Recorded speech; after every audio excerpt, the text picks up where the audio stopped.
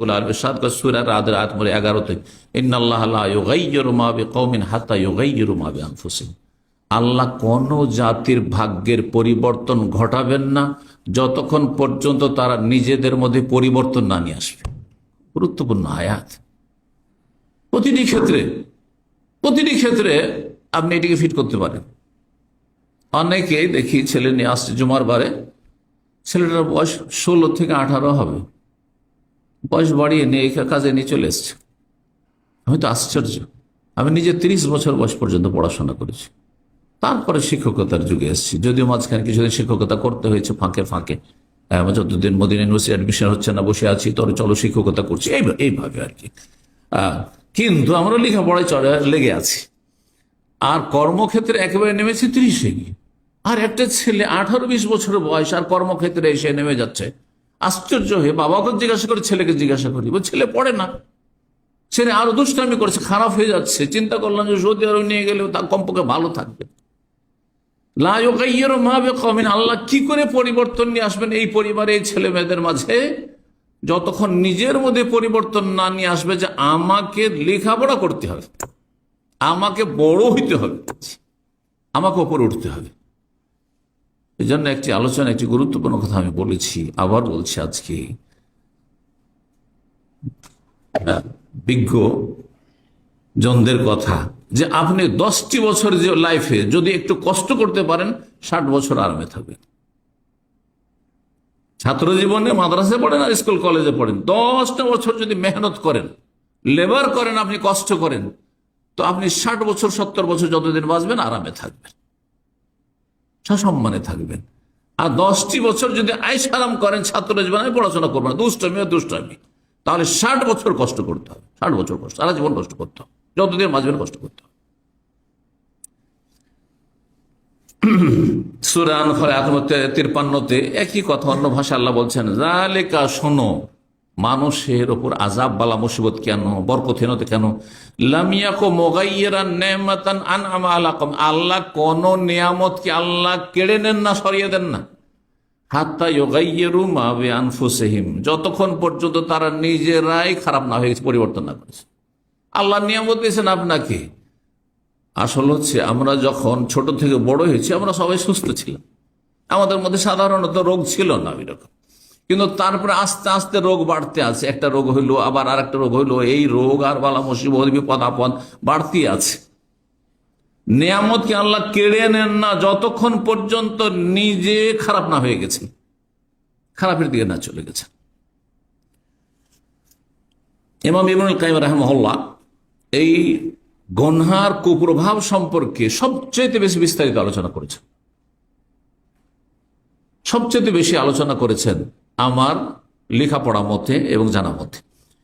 তিনি পাপের কুপ্রভাব সম্পর্কে 120টির বেশি ক্ষতি আলোচনা করেছেন। তিনি পাপের কুপ্রভাব, তার মধ্যে কয়েকটি এখানে আপনাদের শোনাই। তিনি বলছেন, অমিন উকুবাতিল মাআসি, গুনহার শাস্তি হচ্ছে আল্লাহর পক্ষ থেকে, আন্নাহা তামহাকু বারাকাতুল উমরি, আয়ুর বরকত শেষ করে দেবে, আয়ুর বরকত শেষ করে দেবে। যারা নেক জীবনযাপন করে আয়ুতে বরকত হয় সাধারণত, যদিও কিছু ব্যতিক্রম আছে, কিন্তু সাধারণত এটা কমন কথা বলছে। ব্যতিক্রম প্রত্যেকটি ক্ষেত্রে আছে, যে ভালো মানুষ অল্প বয়সে চলে গেল, বেশি বাঁচল মানে খুব ভালো মানুষ, এটা নয়। কিন্তু একজন মানুষ সাধারণত এমনটা হয়, আপনি আয়ুর বরকত যদি চান, রোজির বরকত চান, তাহলে গুনাহমুক্ত হইতে হবে। গুনাহগারের শাস্তি হচ্ছে তামহাকু বারাকাতুল উমর, মানুষের আয়ুর বরকতকে শেষ করে দেয়, ও বারাকাতার রিজক, রিজিকের বরকতকে শেষ করে দেয়, ও বারাকাতাল ইলমের বরকতকে শেষ করে দেয়, ইলমের বরকতকে শেষ করে দেয়। এর জন্য আমি বলছি, আমার সহপাঠী অথবা আমার সমসাময়িক বেশ কিছু বন্ধু মহল ছিল যারা লেখাপড়াতে আমার চাইতে ভালো ছিল, আল্লাহ লেখাপড়াতে তারা ভালো ছিল। কারণ আমরা যখন পশ্চিমবঙ্গে লেখাপড়া করি, তখন না হয় অল্প জায়গাতে নিজে টপ হওয়াটা সহজ, কিন্তু যখন বেনারসে আসলাম তখন গোটা অল ইন্ডিয়া, পুরো ইন্ডিয়ার সাথে কম্পিটিশন। তখন সেখানে দেখলাম যে কিছু ছেলে আছে, তারা আমার চাইতে ইংলিশ বেশি জানছে, আমার চাইতে বেশি ব্রেনি, তারা আমার চাইতে বেশি মেহনতি, এক একজন এক একটাতে বেড়ে আছে। তাদের সাথে আমাদের কম্পিটিশন থাকতো যে কি আগে যেতে পারে, রেজাল্ট ভালো বেশি করতে পারে, বড় কম্পিটিশন থাকতো। দেখা গেছে যে ওদের মধ্যে অনেকে আছেন এখন শুধু একটা সরকারি চাকরি নিয়েছেন, কোন একটা কলেজে চলে গেছেন, দাওয়ার কাজে তাদের কোন রকমের কোন অংশ নেই, অবদান নেই, অথবা আলেম গড়ার ক্ষেত্রেও কোনো অবদান নেই, চলছে রুজি রুটি চলছে, কেউ ব্যবসা বাণিজ্য করছেন, অথচ তারা এত ভালো ব্রেনি ছিল, মেধা শক্তি সম্পন্ন ছিল। তো এলমের বরকত চলে যায়, মানুষ পাপে লিপ্ত হলে মাদ্রাসার ছাত্র আর সিনেমা দেখে। আমি যখন আলেম পরীক্ষা দিই, আলিয়া মাদ্রাসার আপনাদেরকে বলি, না হলে বুঝবেন না, সেন্টার বুঝেন তো, পরীক্ষার সেন্টার পড়ে, আলেম পরীক্ষার জন্য গিয়েছি আর আমরা ওখানে ঘর ভাড়া নিয়ে আছি। তো একদিন পরীক্ষা হয়, একদিন মাঝখানে ছুটি থাকে, আর তারপরে দিন আবার পরীক্ষা হয়, এই পরীক্ষা চলে। তো 1983 কথা বলছি, অনেক আগের কথা বলছি, যৌবন কাল তখন আমার 20 বছর বয়স, 21 বছর বয়স। তো দেখি যে সমস্ত ছেলেরা যেই দিন ছুটি, যে দিনটা পরীক্ষা নেই, সবাই সিনেমা দেখতে যায়, নাউযুবিল্লাহ মিন যালিক। আলিয়া মাদ্রাসা যারা সব সিনেমা দেখতে যায়, থিয়েটার দেখতে যায়। তখন তার মোবাইলের যুগ ছিল না যে পকেটের সিনেমা, এখন তো ঘরে বসে বসে আপনি নোংরামি করছেন, আপনি হ্যাঁ নির্জনতার পাপ করছেন, কিন্তু এগুলো করতো।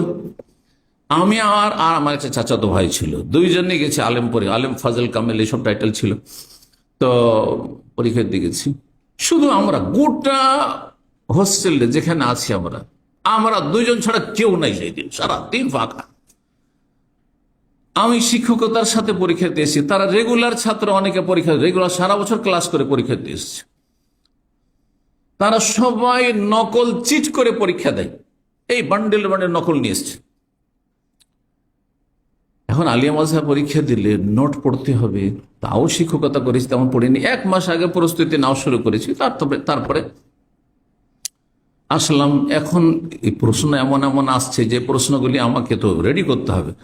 যেই দিন ওরা বাইরে ঘোরাঘুরি আড্ডা দেয়, সেই দিন তাদের ওই যতগুলি তাদের নোট আছে, সেই নোটগুলি নিয়ে আমি 10টাকে রেডি করে যাই, 10টা প্রশ্নের উত্তরকে রেডি করে নিও সারাদিনে।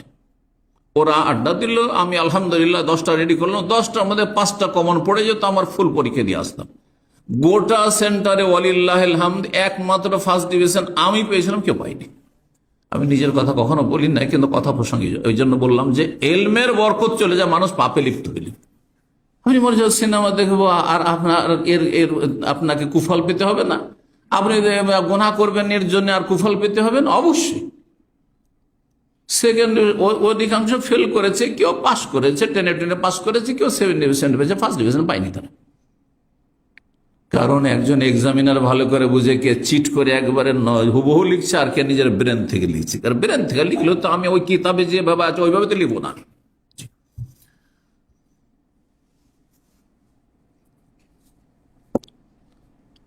মানুষ যখন গুনাহ করে তো দিন দুনিয়ার বরকত শেষ হয়ে যায়, তার কোনো কিছুতে বরকত থাকে না। আল্লাহ রাব্বুল আলামিন সূরা আরাফের আয়াত 96 ইরশাদ করেছেন, ওয়ালাউ আন্না আহলাল কুরআ আমানু ওয়াত্তাকাউ, যদি দেশবাসী, আহলাল কুরআ জনপদের লোকেরা, গ্রাম শহরের মানুষরা, মানুষ গ্রামে বাস করে না শহরে বাস করে, আহলাল আমানু তারা মুমিন মুসলিম হয়ে যায়, কাফেরদের জীবনে বরকত নেই। দেখেন দুনিয়ার যদি পরিসংখ্যান বের করেন, আত্মহত্যা কারা বেশি করে? তবে যে কাফেররা বেশি আত্মহত্যা করে, মুসলিম বেশি করে না কাফের? দেখবেন কাফের বেশি আত্মহত্যা করে, জরিপ চালাইলে পাবেন। আচ্ছা, আর একটা যদি জরিপ চালান যে আত্মহত্যা গরিবরা বেশি করে না পয়সাওয়ালারা বেশি করে, তো পয়সাওয়ালারা বেশি আত্মহত্যা করে। বাস্তব সত্য কথা। কেন?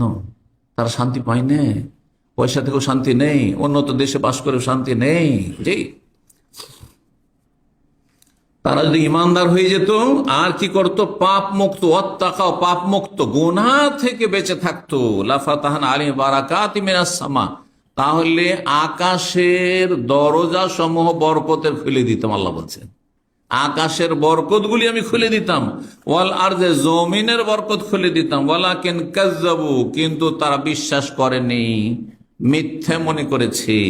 ফাখাযনা বিমা কানু ইয়াকসিবুন, সুতরাং তাদের পাপের কারণে, কৃতকর্মের কারণে তাদের পাকড়াও করেছি। আল্লাহ বলছেন